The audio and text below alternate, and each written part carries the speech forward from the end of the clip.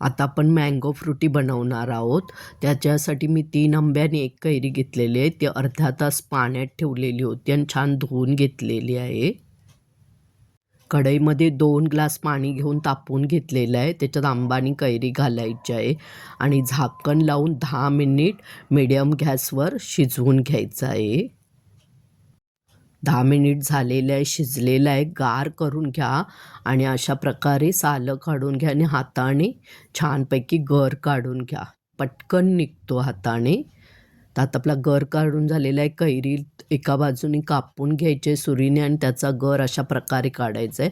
दुसऱ्या बाजूने पण कट करून घ्यायचे आणि गर काढून घ्यायचं आहे. सुरीने कोळीचा पण गर तुम्ही काढू शकता अशा प्रकारे. मिक्सरच्या भांड्यामध्ये आपण आता कैरीचं आणि आंब्याचं गर घेतलेलं आहे. त्यातच आपण 200 ग्राम साखर घालणार आहोत आणि झाकण लावून मस्तपैकी बारीक करून घ्यायचं आहे. छान अशी मऊसूत अशी पेस्ट तयार झालेली आहे. ती मोठ्या भांड्यात काढून घ्यायचं आहे.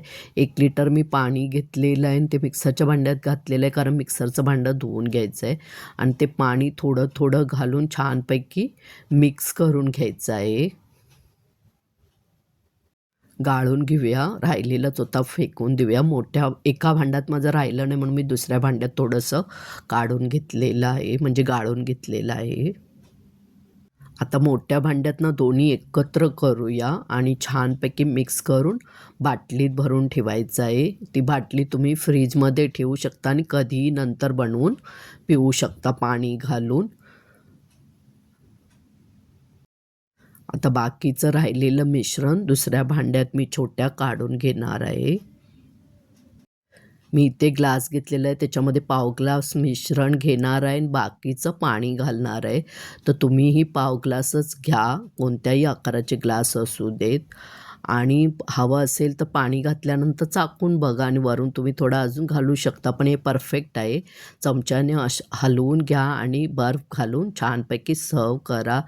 ही खरं तर ना रेसिपी मुलांना खूपच आवडणार आहे मोठ्यांबरोबर. छान होते, करून बघा. आवडली तर like, share, subscribe, follow, comment करा. मस्तच.